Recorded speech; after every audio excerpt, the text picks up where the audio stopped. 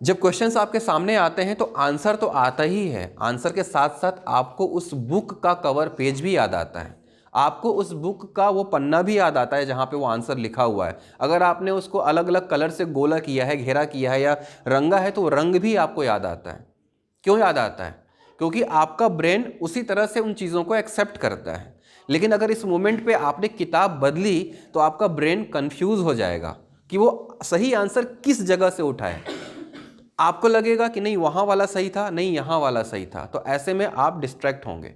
तो ऐसे में डिस्ट्रैक्ट नहीं होना है तो एक ही किताब को पढ़िए, अच्छे से पढ़िए। जो चीज़ें याद नहीं हो रही है उसको लाल से अंडरलाइन कर लीजिए, जो आपको अच्छे से याद है उसको ग्रीन से अंडरलाइन कर लीजिए, जो बार बार भूल जा रहा है और याद भी है उसको येलो से या ऑरेंज से हाईलाइट कर लीजिए। ऐसा करके अपने ब्रेन को एक कमांड दे दीजिए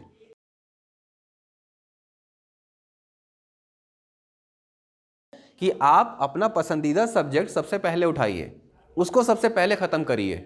और वो जब आप ख़त्म कर लेंगे तो आप देखेंगे कि बहुत आपका मन लग रहा था और आपने बहुत अच्छी तरीके से पढ़ाई करके उसको ख़त्म कर दिया। उसके बाद जो आपका अगला टॉपिक है उसको उठाइए। और इसका एक सबसे अच्छा तरीका क्या है, आप रात को सोने से पहले एक पेपर पे लिख के रखिए कि अगले दिन आपको क्या पढ़ना है। जब आप ये लिख के रखेंगे कि अगले दिन आपको क्या पढ़ना है तो उठते के साथ आप अपना काम शुरू कर देंगे। लेकिन अगर आप लिख के नहीं रखेंगे कि अगले दिन आप क्या करना है, तो भले ही आप 3 बजे 4 बजे उठ के जो भी पढ़ते होंगे, आप जब भी अपने उस पर स्टडी टेबल पे बैठेंगे तो सबसे पहले आप किताबों को ही देखेंगे। अच्छा, छत्तीसगढ़ उठा लेता हूँ, नहीं ये तो कल पढ़ा था, इतिहास उठा लेता हूँ। इस बात से सहमत है कि नहीं? तो सुबह आपका आधा से 1 घंटा तो इसी में चला जाएगा कि मैं पढ़ूँ क्या, ये सोचने में ही चला जाएगा। तो आपको ऐसी गलती नहीं करनी है। एक दिन में मैक्सिमम 2 या 3 सब्जेक्ट उठाइए और रात को ही तय कर लीजिए कि आपको कल क्या पढ़ना है। सुबह मुझे इतने घंटे ये पढ़ना है, दोपहर में मुझे ये पढ़ना है और शाम को ये पढ़ना है, और रात को सोने से पहले मुझे रिवीजन करना है। तो ये जब आप पहले ही लिख लेंगे तो अगले दिन का आपका जो शेड्यूल है बहुत बेहतर रहेगा।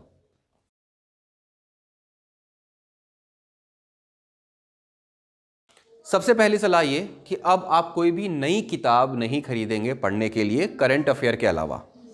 करंट अफेयर के अलावा बिल्कुल भी कोई नई चीज़ नहीं पढ़ेंगे। जो चीज़ भी अभी तक आपने पढ़ी है उसी चीज़ को आप आगे कंटिन्यू करेंगे। क्योंकि अगर अभी ये हुआ कि आपने इतिहास पढ़ लिया स्पेक्ट्रम से, अब आपको कोई बोल रहा है कि वो एक और किताब है वो बहुत अच्छी है, उससे क्वेश्चन आते हैं, और आपने अगर अपनी किताब इस मूवमेंट पे चेंज कर ली तो आप जो पुराना पढ़े हैं वो भी भूल जाएंगे और नया तो आप पढ़ नहीं पाएंगे, इस बात की गारंटी है। तो स्टैटिक पोर्शन जिस भी किताब से अभी आप पढ़ रहे हैं, चाहे वो कोचिंग का नोट्स हो, चाहे आपका अपना बनाया हुआ नोट्स हो, या चाहे कोई बुक हो, उस बुक को चेंज नहीं करेंगे। तो पेपर तय करता है कि आपका कट ऑफ कितना जाएगा। तो एक किताब जो आपने पढ़ ली है, अब आपका काम यही है कि मल्टीपल टाइम्स उसको रिवीजन करिए। ठीक है, 20 किताब को एक बार पढ़ने से अच्छा है एक किताब को 20 बार पढ़िए।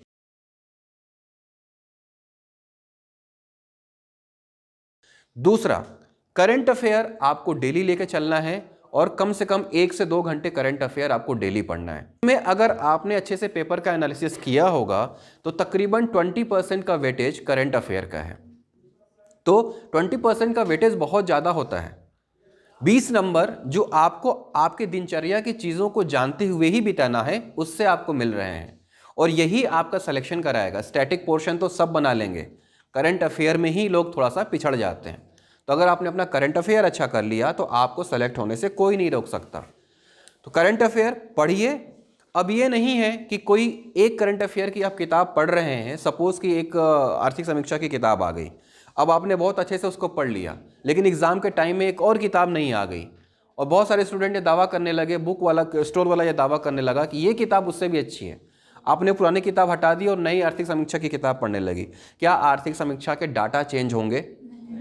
तो आपको किताब चेंज करने की क्या ज़रूरत है?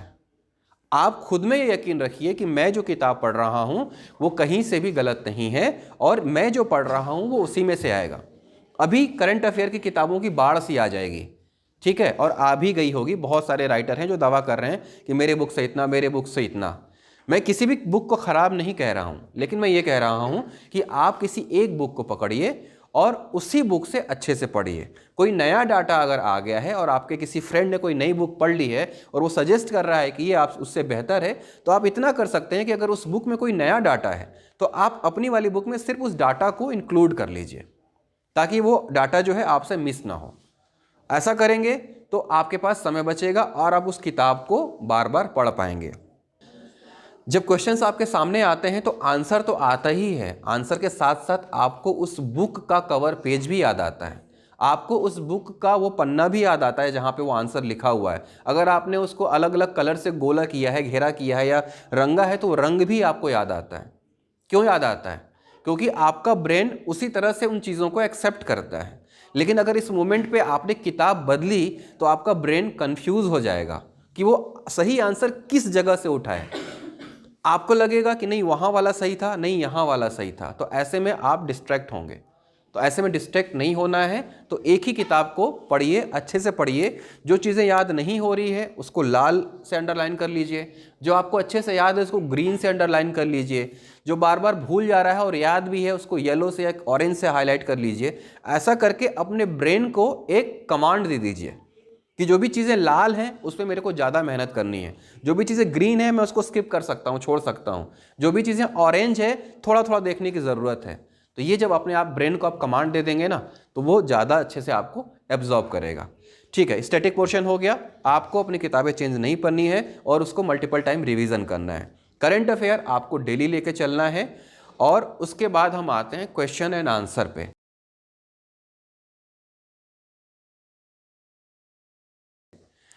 आपको per day question and answer solve करने ही हैं। के जितने भी एग्जाम हैं उन सभी के क्वेश्चन आपको सॉल्व करने हैं। एक भी क्वेश्चन ऐसा नहीं होना चाहिए कि आप छोड़ दें, क्योंकि क्वेश्चन के रिपीट होने के चांसेस रहते हैं। तो 2 या 3 क्वेश्चन रिपीट होते ही होते हैं, और वो क्वेश्चन रिपीट हुए पुराने पेपर से और आपने उसको नहीं पढ़ा है और बाद में आपको पता चला कि ये तो पुराने पेपर का था, तो उस वक्त आप बहुत गिल्ट से भर जाएंगे। आपको ये लगेगा कि मैंने इतनी बड़ी गलती क्यों कर दी। आपको मार्केट में सॉल्व्ड किताबें मिल जाएंगी। कुछ कुछ आंसर्स उसमें गलत होते हैं, लेकिन अगर आपने अच्छे से पढ़ा होगा तो आपको पता रहेगा कि उसके आंसर क्या हैं।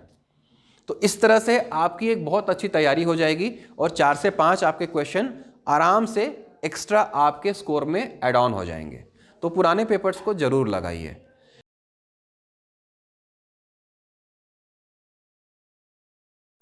तो हर एक संडे को आप एक सीसेट का पेपर जरूर सॉल्व करें। ज़्यादा कर सकते हैं तो बेटर है, लेकिन एक सीसेट का पेपर जरूर सॉल्व करें। अब वो सीसेट का पेपर आप नया उठाने की ज़रूरत नहीं है, तो एग्ज़ाम्स आ चुके हैं, एग्ज़ाम में क्वेश्चन आप उन्हीं को सॉल्व कर ले जाइए। आप देखिए कि आप जिस भी कैटेगरी के हैं आप अपना कट ऑफ क्लियर कर रहे हैं कि नहीं। 33% हो रहा है कि नहीं, 23% हो रहा है कि नहीं। तो अगर आपका जो स्कोर है वो सेफ है, आप उस लेवल के कहीं ऊपर जा रहे हैं, तो आप मान के चलिए कि आपका सीसेट निकल जाएगा।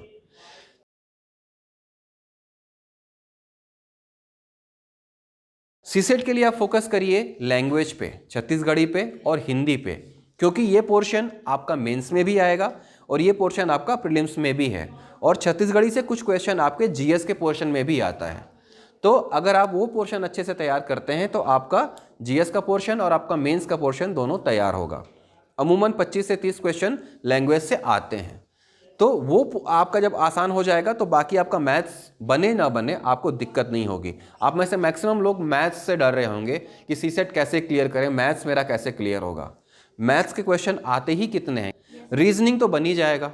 ठीक है, रीजनिंग अगर 20 क्वेश्चन आते हैं तो उसमें से 10 तो आप बना ही लेंगे, लेकिन आपको जो लैंग्वेज के 25 से 30 क्वेश्चन है उसमें आपको तकरीबन 95% के आसपास स्कोर करना है। इस तरह से आपका सीसेट बहुत आसानी से क्लियर हो जाएगा।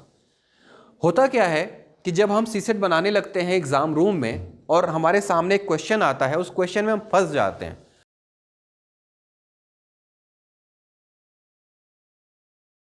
तो हम उस क्वेश्चन को छोड़ नहीं पाते हैं, हम आगे नहीं बढ़ पाते हैं और उसी क्वेश्चन को बार बार सॉल्व करते रहते हैं, और ऐसे में क्या होता है, हमारा टाइम चला जाता है।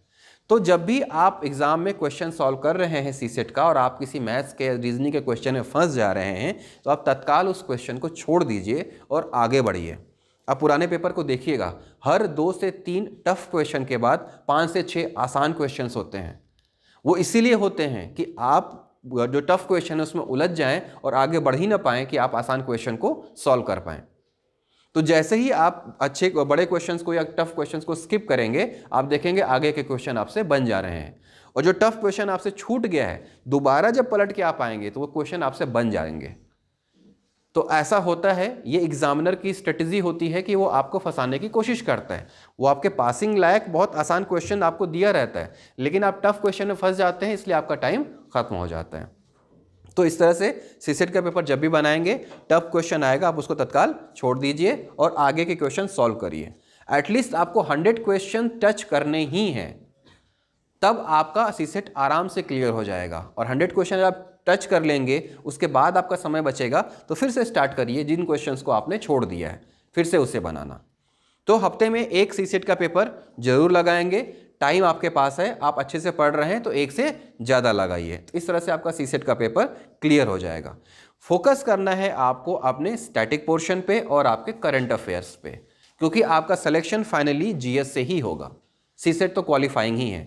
तो इस तरह से आप अपना जीएस मजबूत करिए। मजबूत कैसे होगा? आप क्वेश्चंस लगाइए। आप जो किताब पढ़ रहे हैं खुद एग्जामिनर बन के उसमें से क्वेश्चन चूज करिए कि अगर आप एग्जामिनर होते तो ये जो किताब आपके सामने रखी हुई है उससे कौन सा क्वेश्चन आप सामने वाले स्टूडेंट्स को देते। पिछले पेपर्स का पैटर्न आप देख लीजिए, पैटर्न चेंज हो गया है। अब वन लाइनर नहीं आता है, मैक्सिमम जो है एक से ज़्यादा ऑप्शन वाले होते हैं। दैट मीन्स कि आपको एक क्वेश्चन नहीं, एक क्वेश्चन में 4 क्वेश्चन सॉल्व करना होता है। अगर 4 उसके लाइन दिए हुए हैं और ये पूछा है कि कौन सा सही है या कौन सा गलत है, तो सारे आपको पता होंगे, तभी आप उसका आंसर दे पाएंगे। दैट मीन्स कि आपको अब डीप स्टडी करनी है।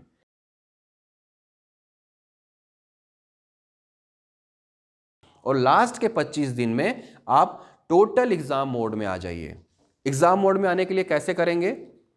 आप सुबह 10 से 12 एक पेपर सॉल्व करेंगे और फिर 3 से 5 सीसेट का एक पेपर सॉल्व करेंगे। लास्ट के 25 दिन तक मार्केट में टेस्ट सीरीज की बुकलेट्स बहुत सारी अवेलेबल हो जाती हैं, आप उसे खरीदिए। डेली 10 से 12 आप जीएस सॉल्व करिए और डेली 3 से 5 आप सीसेट सॉल्व करिए। इसका क्या फ़ायदा होता है मैं आपको बताता हूँ। इससे यह होगा कि आपके ब्रेन को ये आदत हो जाएगी कि एक पर्टिकुलर टाइम पे आप क्वेश्चन सॉल्व करते हैं। तो एग्जाम में जब आप बैठेंगे ना तो एग्जाम का प्रेशर आपको नहीं फील होगा। आपको ये लगेगा कि आप घर बैठे टेस्ट पेपर सॉल्व कर रहे हैं और आप बहुत इजी तरीके से अपना पेपर सॉल्व करेंगे। लेकिन जो लोग ऐसा नहीं करते हैं और सिर्फ एग्जाम में ही जाके पेपर सॉल्व करते हैं, वो वहाँ पे जाके फंस जाते हैं, क्योंकि उनको आदत नहीं होती है उस टाइम पे पेपर सॉल्व करने की। तो उनका ब्रेन भी उनको उस हिसाब से स्ट्राइक करता है कि हम तो रोज़ कुछ और काम करते थे, आज ये क्यों कर रहे हैं। तो थोड़ी देर बाद बोरियत महसूस होने लगेगी, आप अगल बगल झाँकने लगेंगे, आपका पेपर हो जाएगा ख़राब। तो आप आदत डाल लीजिए कि आपको 10 से 12 और 3 से 5 पेपर सॉल्व करने ही हैं। तो इस तरह से लास्ट के 25 दिनों में आप 25 जीएस के पेपर सॉल्व करेंगे तो तकरीबन 2500 क्वेश्चन आप सॉल्व कर लेंगे। और उन 2500 क्वेश्चन में से मान के चलिए कि मैक्सिमम क्वेश्चन अगर नहीं आएगा तो जो क्वेश्चन आपने पढ़ा है उसके आसपास के ही क्वेश्चन आएंगे। पुराने पेपर आप लोगों ने देखा होगा तो 2 से 4 से 5 क्वेश्चन हर पेपर में रिपीट हो रहे हैं। पुराने क्वेश्चन रिपीट हो ही रहे हैं, 2 से 4 क्वेश्चन बिल्कुल भी नए आ रहे हैं। तो नए क्वेश्चन वो सिर्फ आपके लिए ही नए नहीं है, आपके लिए ही नहीं है, आप सभी के लिए नए हैं।